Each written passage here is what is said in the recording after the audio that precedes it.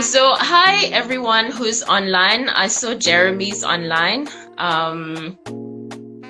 Can't see who else is online, but yeah. So basically, today's live is I think it's a very interesting one.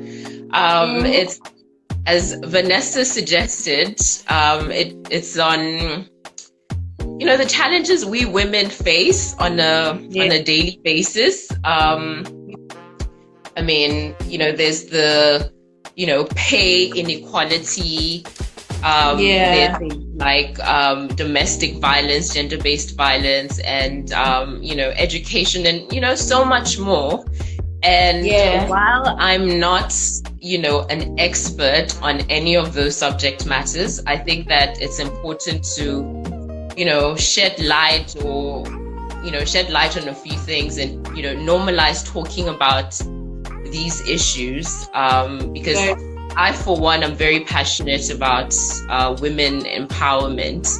And I feel like it's one thing to say you're passionate about it, and then it's quite another for you to actually do something about it. And, so I hope that this is going to be a step in the right direction. So, I mean, I don't know if you have anything that you particularly want to speak on, or because okay, let me just give people a little bit of context as to how this came about. So basically, after I was involved in the gender-based violence campaign, some of you may have already seen that on my page.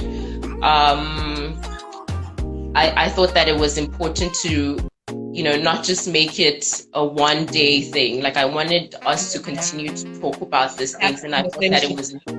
Sorry? I said, to continue to have conversation about it. I was just agreeing with you. Yeah.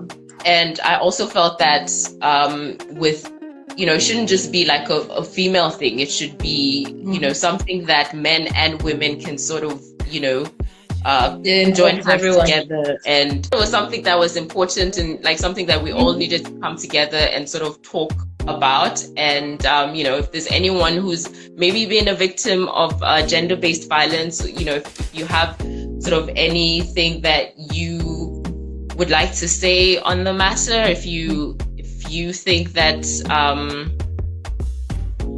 there are things that in hindsight you could have done, or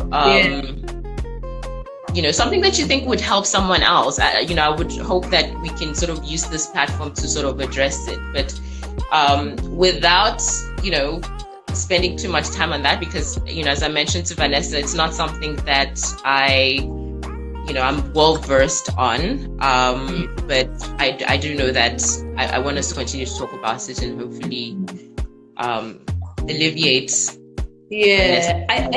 I think just to add to that very quickly, I personally, when I look at gender-based violence, I often don't like to classify the women who have lived through those experiences as victims.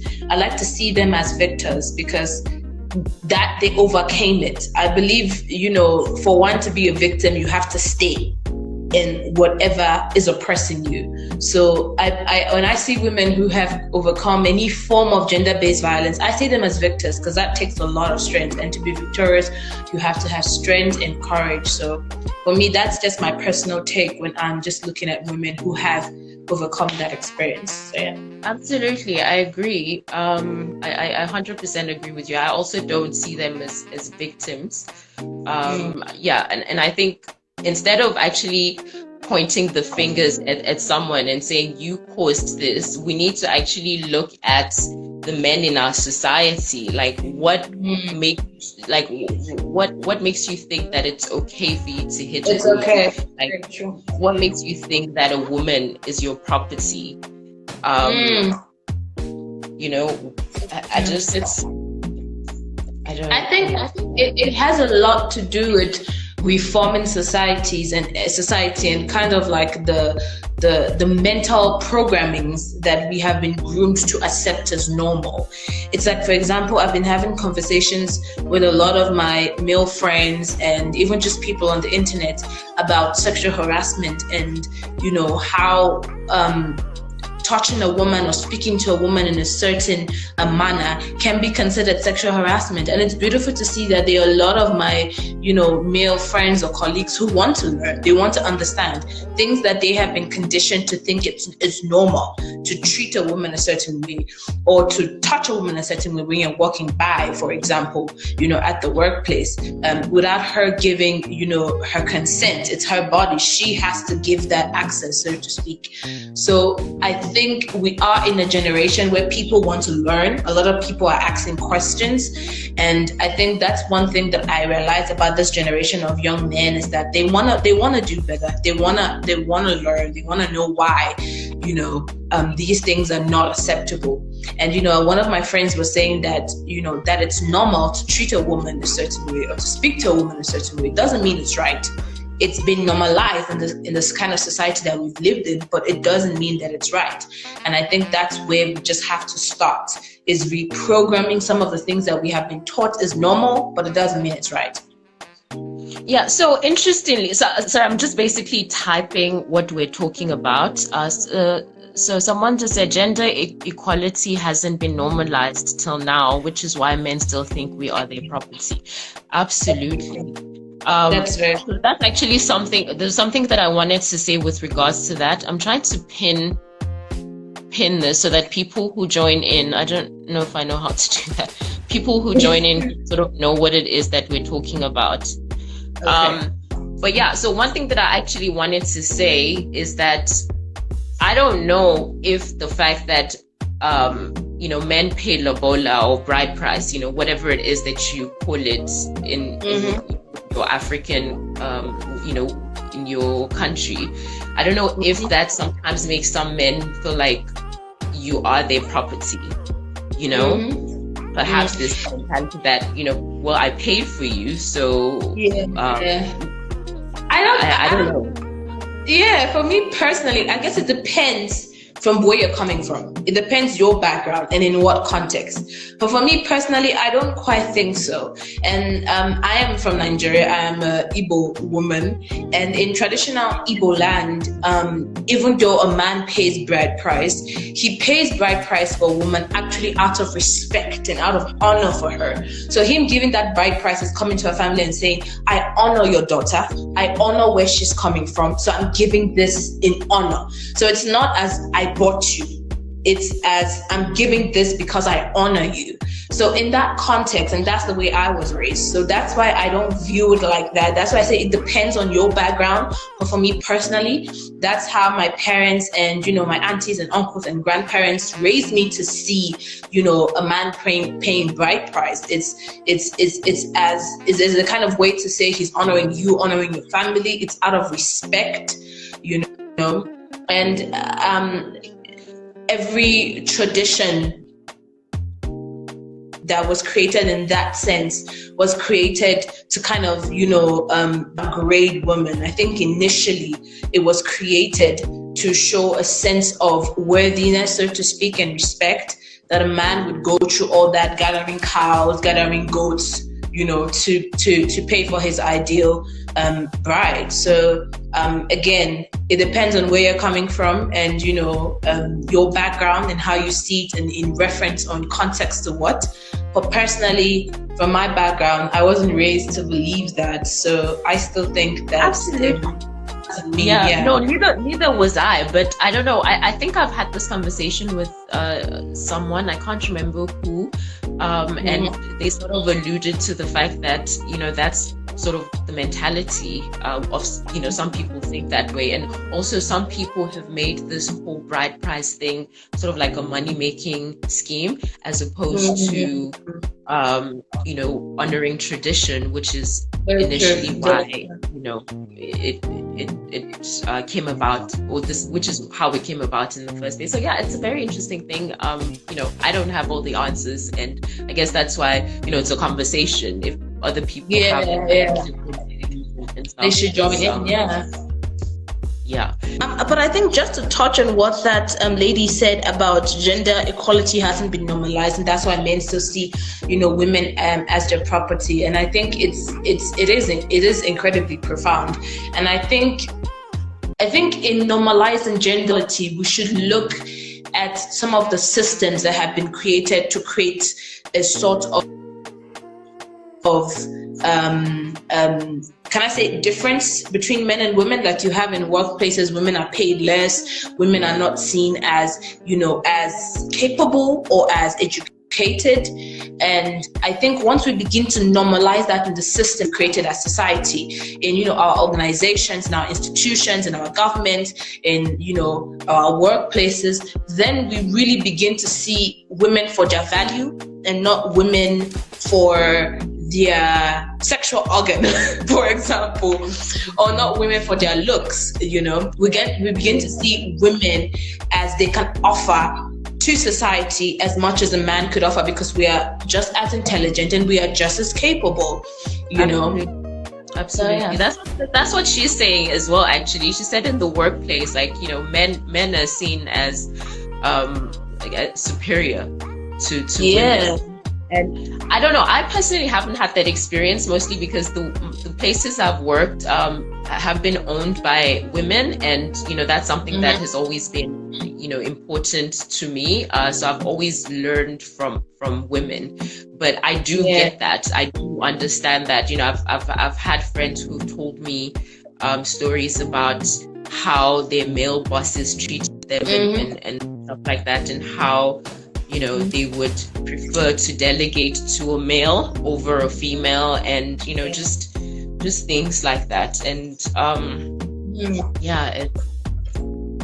I think also, when we're talking about, gender equality, and, we're talking about men seeing, the worth and the value of women in terms of what we can contribute to society. I think we also need to, oftentimes, when we look at gender equality or women empowerment, we often look at it from a perspective of as though someone has to empower women.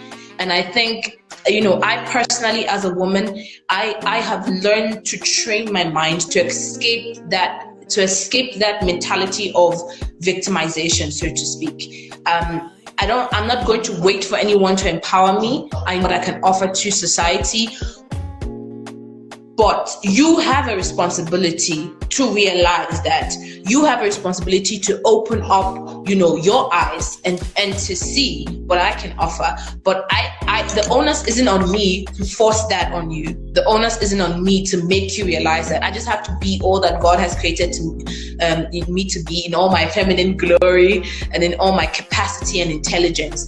And I think it's also about, men also kind of like teaching their sons, for example. It's like I noticed this with my father and my brother. My brother sometimes would make statements and my father would correct him that no, that's not how women are. This is not how your sister is or your mother is. This is not how to think, and so on and so forth. And that has just showed me how men play a role in how their sons grow up to think about women and treat women as well. 100%. I dated someone who one of the things that I guess attracted me to him was his chivalry, you're reading her comments. His chivalry. I like men who, respect women. And one of the things he said to me was, everything that he learned with regards to how to treat a woman was from his dad.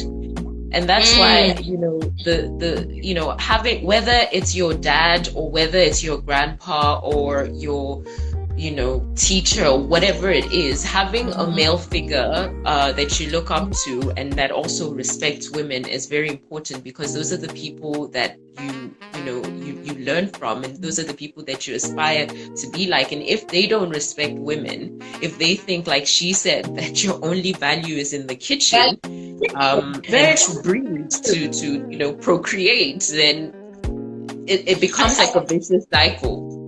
Exactly. I think another thing also is that men not just have a role to play in women, but how they raise their daughters to see themselves. Like, for example, I mean, for the longest time when I was much younger, I just thought that I wanted to, grow up, get educated, and, marry and become somebody's wife.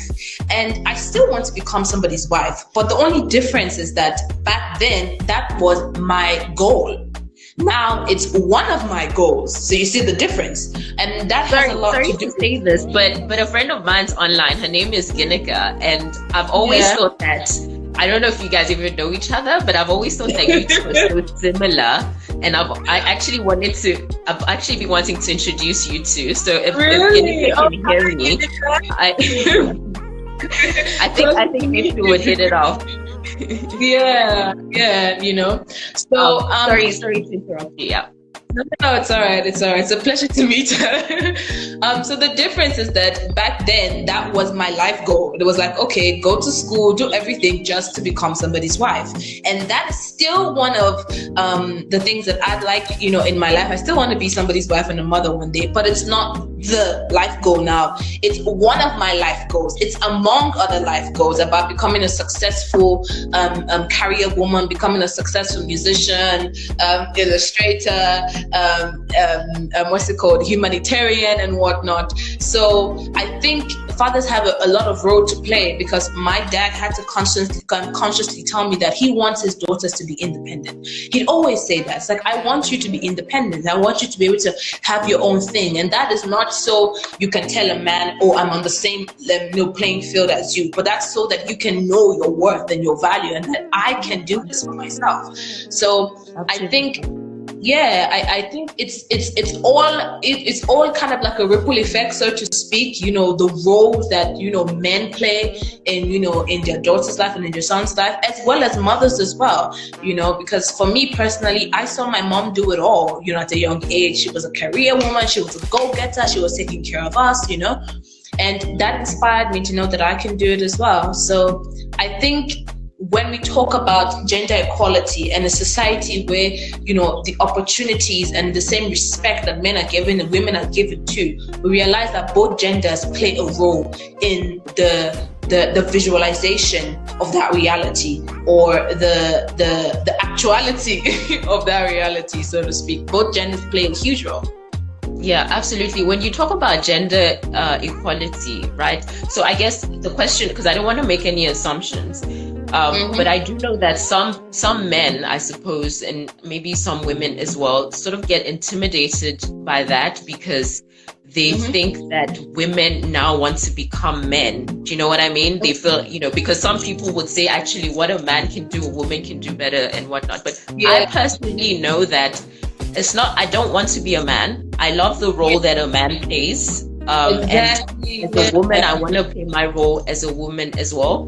However, if say for instance, I am a doctor and there's a male who's also a doctor, and we have the exact same qualification and we have the same experience, I don't see why I should be paid less.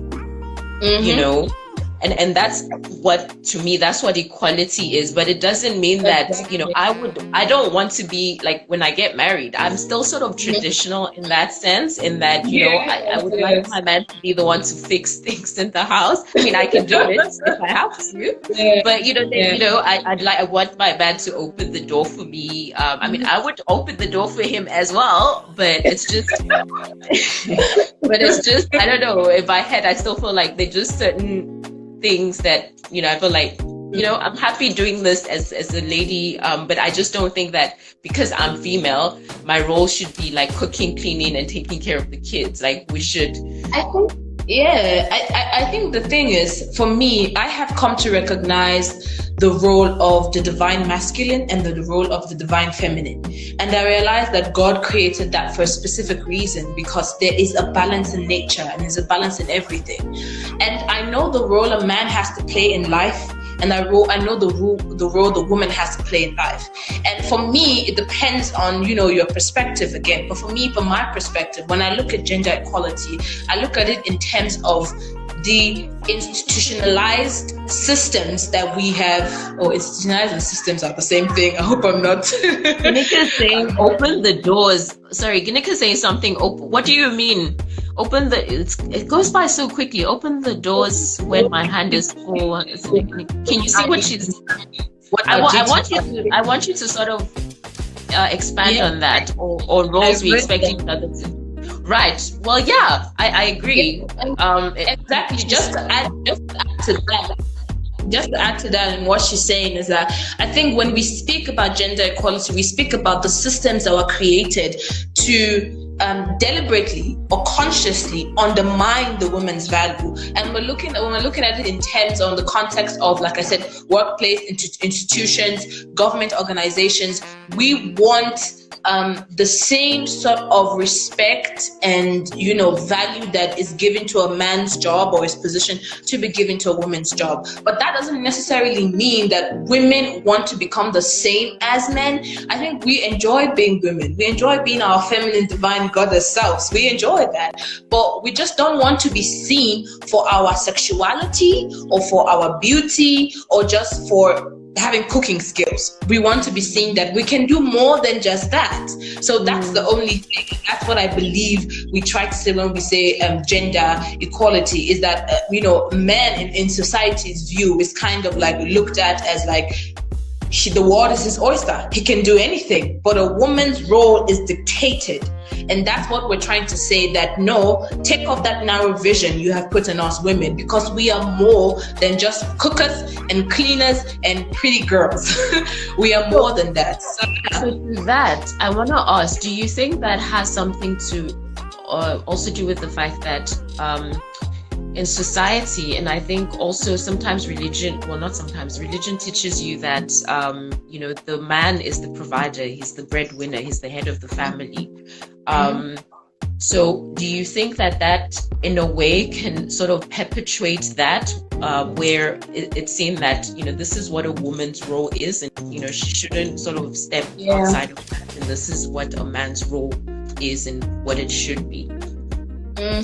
I don't necessarily think so. I think it depends on you and your level of maturity.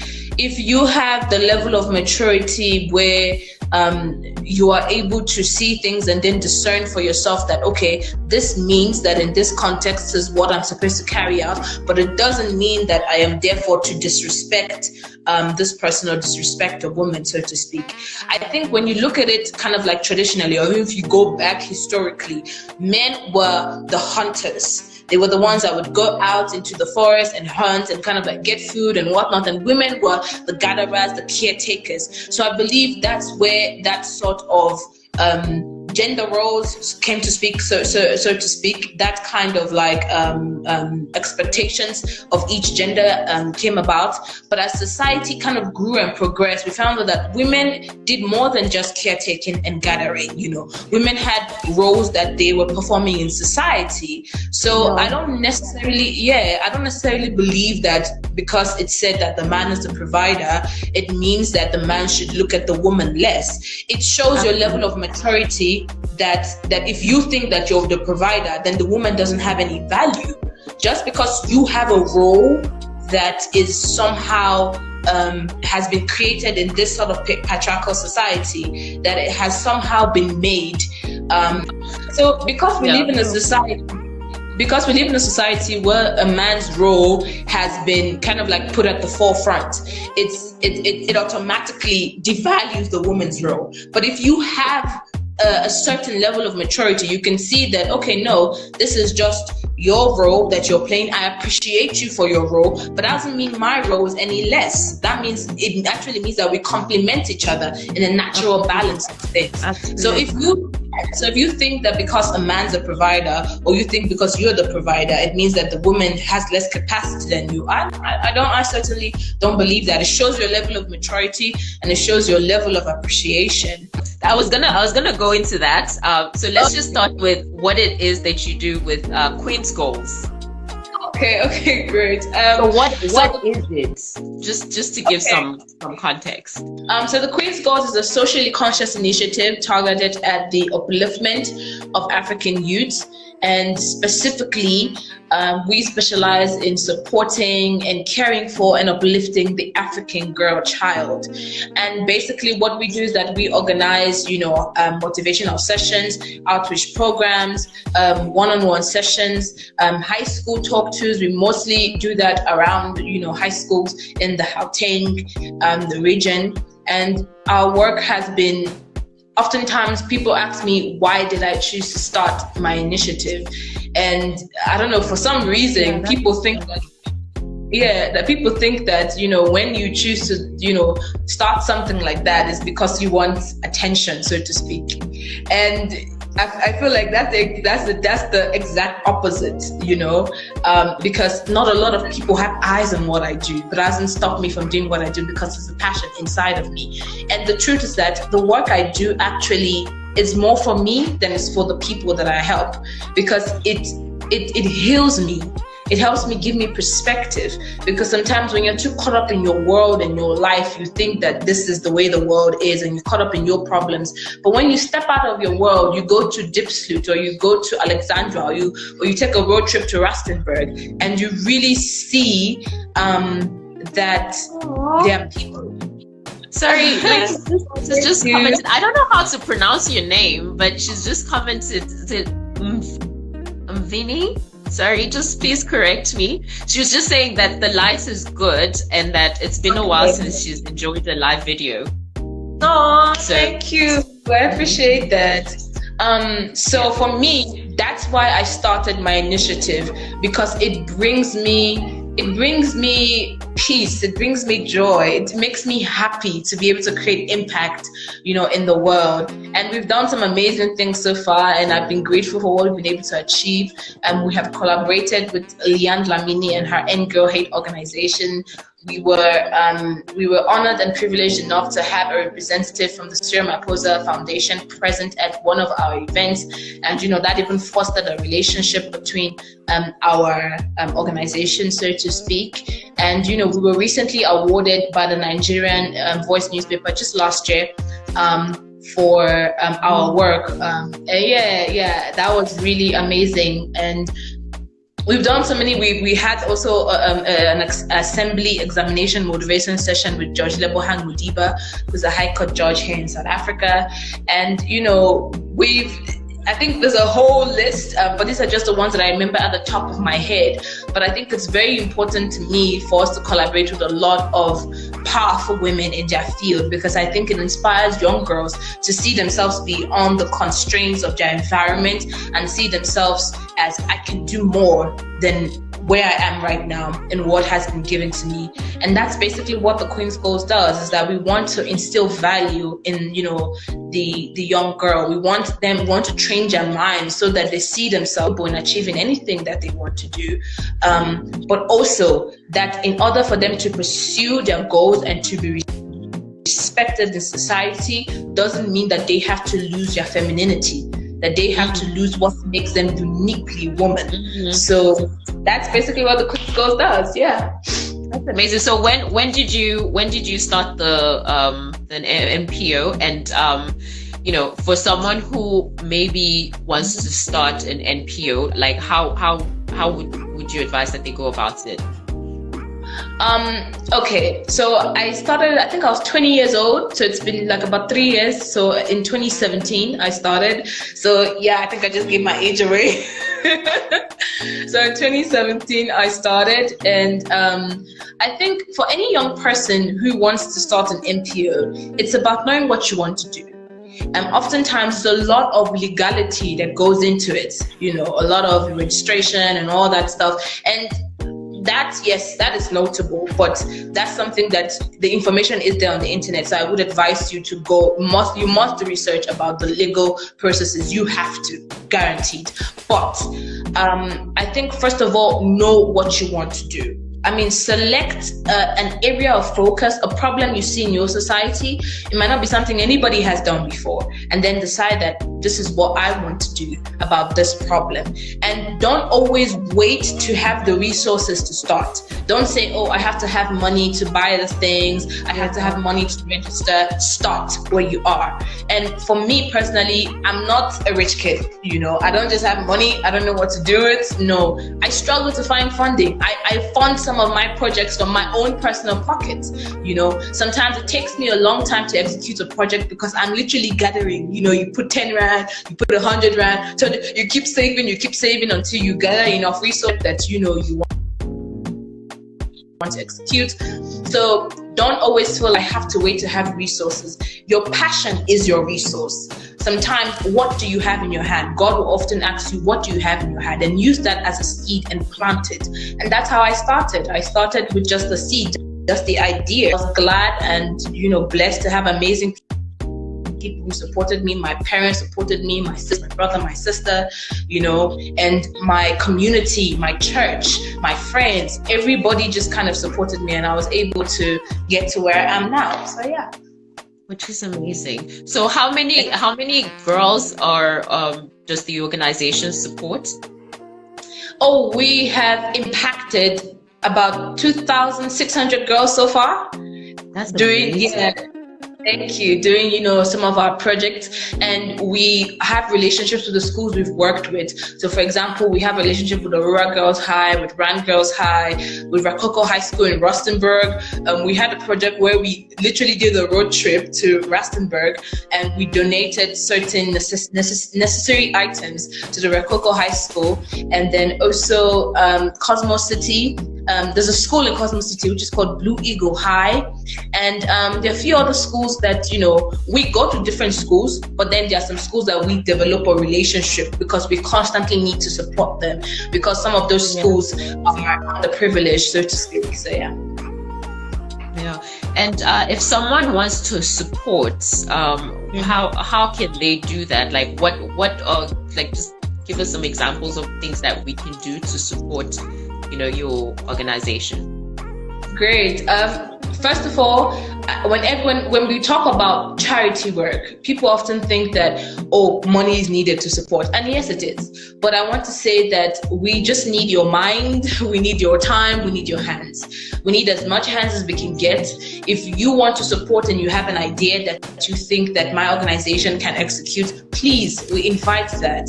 So first of all, before anything, we need human resources. We need more people. We appreciate more people. We appreciate more ideas. We appreciate different perspectives. And then in regards to resources, it's not just financially. If you are able to, yes, we appreciate you financially supporting us. But if you have books you'd like to donate, because we run book drive projects, and we actually just executed one just beginning of this year. And I think we donated over 1,000 books and 7 bookshelves to a school in Cosmos City. And so we still want to do books. Educational books, or just educational books, I imagine. Yeah. Okay. Educational books, and even if they are, literature, I think it's called adults. Is it called young adult, YA, young adult novels? Any books that you find that would be educational to any child between the grades of grade 8 to grade 12. So if you have books you'd like to donate, if we run matric dress drives, and I think last year we had our biggest one ever, and we actually raised 100 dresses and donated to about 2 schools, which was so if you have beautiful gowns, thank you. So if you have beautiful evening gowns that you would like to donate, certainly, whatever it is, whatever resource you feel like you have. A friend of mine said that she's a dancer, and she's like, I love what you do. Please, how can I, with my God-given talent, support you? And I'm actually looking to work with her about, doing a project for young girls, and teaching them dancing, so to speak. So that one is still in the works. I want to see how my team and I are going to execute that. It's not just about financial resources. What do you have that you feel like you can give that can help uplift our community? So yeah. Or even like, what if you can think back to when you were that age, like what is it that you think you need? I just want to type out our Insta handle so people can go check it out. If please. They want. Yeah. So you can go on, you were saying? No. I was just thinking. I just had a thought when you said, they're between grade 8 and grade 12, and I was just thinking in terms of, if someone wants to offer any help, they could also think of what it is that they felt that they needed the most when they were that age, and yeah. You're really doing amazing. Thank you. I'm inspired to support in any way that I can. I actually, after this, I'm gonna go on your. I can't remember if you have a website. I have been meaning. I've been saying this, but I definitely will do it. to support. But yeah, can we go on your website? I have been on your Instagram page, but do you have a website that one can go on? Okay, so we do have a website, but it's a Wix site at the moment. So it's www.queensgoals.com/mywixsite.com. So for now, I think. Sorry, did you say that again? www.queensgoals. Right. /mywixsite.com. Okay. Yeah, but for now, I feel like our Instagram is the best bet if you want to see all the things that we have been able to achieve. So, which is just the Instagram handle there, and our Instagram handle, our Instagram account also has our email address. So you can just hit the email button, and then if you want to email us and let us know about how you'd like to join and collaborate and be able to support us, or if you want us to support you in an initiative that you want to do, certainly. So our email address is thequeensgoals@gmail.com, but it's on our Instagram. So once you just click our handle, you click the button, email rather, and it will just send an email straight to us. Oh, awesome. I just opened up the website on here, but yeah, definitely we'll start following you guys on Instagram and have a thing to see what it is that I can do. To contribute. But I don't actually know how you manage to do it all. Like you, I have always said this. Yeah, I have always said this, and I think it was a time when we were talking privately, and I mentioned the same thing. For me, it's God. It's God. It's the Holy Spirit. He's the one who enables me. Like, I know that I am capable. I have the capacity. I can do anything I want to. So I have that mindset already. But as a human being, sometimes you lack the fuel, for example. I hope I said that right. Or you lack the energy. And when you have God that lives in you and walks through you, you constantly find yourself always, having the energy, always having the inspiration. And I think it's always about what is your why. And for me, from a very young age, I knew that I came to this earth for a special reason, that I came to make a difference, and that I will leave this planet better than I found it. And if you have that as your why, it's always easy to push yourself to do things. And that doesn't mean that I don't get overwhelmed. Sis, I get overwhelmed. Like, it's a lot sometimes. I get overwhelmed. I get tired as well. But because I know what I want to achieve and where I'm going, it's always easy to push myself. Yeah. Actually, like for us to do this again. Yes, I'd love to. It was really fun. Yeah. And this time around actually promotes it so that, we can have, people join us and actually stay for a while as opposed to dipping in and out. But yeah, thank you so much for this. Thank you so much. You could join me, and hopefully this is the first of many. Thank you so much. Have a lovely rest of the day, and we'll do this again soon. Bye, girl. Thank you.